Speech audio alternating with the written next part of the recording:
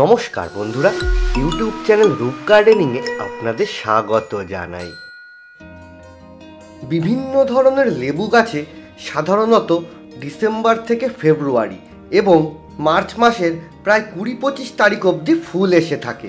যাদের লেবু গাছে এখনও ফুল আসেনি তারা শেষ চেষ্টা হিসেবে আমাদের এই ভিডিওটি দেখতে পারেন। এখনও সময় আছে আপনার লেবু গাছে ফুল আনার। তো বন্ধুরা, আপনার গাছেও কি প্রচুর ফুল আসলেও বা কিছু গুটি ধরলেও প্রায় সবই বা অধিকাংশই ঝরে যায়? তাহলে এক্ষেত্রে আমাদের একটা কথা মনে রাখা প্রয়োজন। টবে বসানো ছোট 5 থেকে 7 ফুট হাইটের গাছে মাটিতে বসানো বড় গাছের মতো ফলের আশা করা কখনোই উচিত নয়। নতুন 1-1.5 বছরের গাছে 4-5টি ফল, 2-2.5 বছরের গাছে 10-15টি এবং 3 থেকে 5 বছরের মোটামুটি পরিণত গাছে 30 থেকে 50টি ফল, মানে বাম্পার ফলন ধরতে হবে।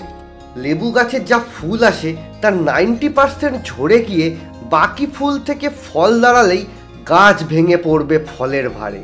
আজকের এই ভিডিওতে আমি লেবু গাছের ফুল এবং গুটি ঝরার বিষয়টি 3টি স্টেপে দেখাতে চেষ্টা করেছি। প্রথম স্টেপ, গাছে ফুল আসা। এই সময় বিভিন্ন ধরনের পোকামাকড় ও ছত্রাক অর্থাৎ ফাঙ্গাসের আক্রমণ ভীষণভাবে হয়ে থাকে। এর ফলে লেবু গাছের কচি কচি পাতা এবং ফুলের কুঁড়িগুলি ইনফেক্টেড হয়ে পড়ে। সেই জন্য লেবু গাছে ফুল আসা শুরু হলেই একটি স্প্রে করতে হবে। 1 লিটার জল নিয়ে নিন। এর মধ্যে অল্প ডোজে অর্থাৎ 1 থেকে 1.5 গ্রাম বা হাফ চামচ মতো নিতে হবে ভালো কপার মিশ্রিত ফাঙ্গিসাইড। আমি নিয়েছি, এটা হলো কপার অক্সিক্লোরাইড, টাটা ব্লাইটক্স। এগুলি না থাকলে আপনি অন্য যে কোনো ফাঙ্গিসাইডই ব্যবহার করতে পারেন। আর 1.5 মিলি বা হাফ টেবিল চামচ বা 30 ফোঁটা নিতে হবে কাকা, বা নিম তেল হলে নিতে হবে 3 থেকে 5 মিলি।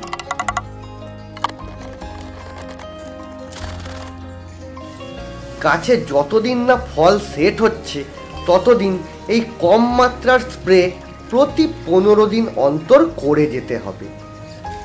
আর মনে রাখা প্রয়োজন, এই সময় গাছের গোড়ায় কোনো ধরনের সার বা পাতায় অন্য কোনো স্প্রে করা চলবে না। টবের মাটিতে নিয়মিত পরিমাণ বুঝে জল দেবেন। লেবু গাছের গোড়ায় জল কম বা অতিরিক্ত হলেও ফুল ঝরে যেতে পারে। দ্বিতীয় স্টেপ, ফুল ফোটা। এবারে দেখুন লেবু ফুলগুলি ফুটতে শুরু করেছে। কুঁড়ি থেকে ফুল সম্পূর্ণভাবে ফুটতে মোটামুটি 20-22 দিন সময় লাগে। এই ফুলগুলি ফোটার সময়টা সব থেকে ভাইটাল, কারণ এবারে গাছে ফুল থেকে ফল ধরার পালা। এখন একটু ভুল করলেই সব শেষ। এই সময় বিভিন্ন প্রজাপতি, মৌমাছি ইত্যাদির দ্বারা ফুলগুলির পরাগ সংযোগ অর্থাৎ পলিনেশন হবে, অর্থাৎ স্ত্রী ফুল এবং পুরুষ ফুলের মিলন ঘটবে। সেই কারণে একবার ফুল ফুটে গেলে আর কোনো ধরনের স্প্রে করা যাবে না। ফাঙ্গিসাইড, নিম তেল বা অন্য কোনো কীটনাশক, Epsom salt, seaweed, humic acid, কোনো ধরনের হরমোন যেমন প্লানোফিক্স, মিরাকুলান ইত্যাদির কোনোটাই দেওয়া যাবে না, কারণ সমস্ত স্প্রেগুলির যত সামান্যই হোক একটু হলেও গন্ধ আছে। আমাদের নাকে ধরা না পড়লেও কীটপতঙ্গেরা সেটা ভালোই টের পায়। এই গন্ধের কারণে উপকারী পতঙ্গেরা ফুলের মধু খেতে কিন্তু আসবে না, যার ফলে গাছের পরাগ সংযোগ হবে না। সুতরাং ফুল থেকে ফলের গুটি কিন্তু খুব বেশি হবে না, বেশিরভাগই ঝরে যাবে। আর এই সময়েও গাছের গোড়াতে কোনো সার দেওয়া কিন্তু চলবে না। তবে টবের মাটিতে জল দেবেন নিয়মিত। খেয়াল রাখবেন জল কম বা বেশি কোনোটাই যেন না হয়। তৃতীয় স্টেপ, গুটি ধরা। দেখুন বন্ধুরা, এই পর্যায়ে গাছে গুটি ধরা স্টার্ট হয়ে গেছে। এটাও লেবু গাছের জন্য অন্যতম ভাইটাল একটা সময়, কারণ এই সময় ঠিকঠাক পরিচর্যার অভাবে গুটিগুলি ফলে পরিণত হওয়ার আগেই ঝরে যায়। এই গুটি বাঁধার সময় থেকে গাছে আবার স্প্রে করা অর্থাৎ খাবার এবং সার দেওয়া সবই স্টার্ট করতে হবে। প্রথমত ভিডিওর প্রথমেই দেখানো সেই ফাঙ্গিসাইড এবং নিম তেল বা কাকা মিশিয়ে 15 দিন অন্তর যে স্প্রে করতে বলেছিলাম সেটা এখন থেকে আবার স্টার্ট করতে হবে। তবে এবার ফাঙ্গিসাইড নেবেন 1 লিটার জলের জন্য 3 গ্রাম বা 1 টেবিল চামচ, কাকা 2 মিলি এবং নিম তেল হলে 4 থেকে 5 মিলি। এক্ষেত্রে ছোট্ট করে একটু বলে নিই বন্ধুরা, বাড়িতে অতি সহজেই আপনারা নিম তেল তৈরি করতে চাইলে আমাদের এই ভিডিওটি প্লিজ একটু দেখে নেবেন। এটা স্প্রে করবেন বিকেলে বা সন্ধ্যার আগে আগে। গুটি আরেকটু বড় হয়ে এরকম সাইজের হলে একটু নতুন স্প্রে স্টার্ট করতে হবে। আবার 1 লিটার জল নিয়ে নিন। এটা হলো মাল্টিভিটামিন অ্যাগ্রোমিন গোল্ড। এর বদলে বায়োভিটা এক্স বা অন্য যে কোনো ভিটামিনই আপনি ব্যবহার করতে পারেন। পরিমাণ 1 লিটার জলে 1 মিলি বা 20 ফোঁটা। আর এটা হলো বোরন সার। এটা দিতে হবে 1 গ্রাম বা 1 টেবিল চামচের 4 ভাগের 1 ভাগ পরিমাণ। এই দুটি একসাথে মিশিয়ে স্প্রে করলে গুটি ঝরা কমবে এবং ফল সেট হবে অনেক বেশি। এটা করবেন 30 থেকে 40 দিন অন্তর একবার, ভোরবেলা বা রোদের তাপ হওয়ার আগে। এই দুটি স্প্রে কন্টিনিউভাবে চালিয়ে যাবেন গাছে ফল পাকার 1 মাস আগে অবধি।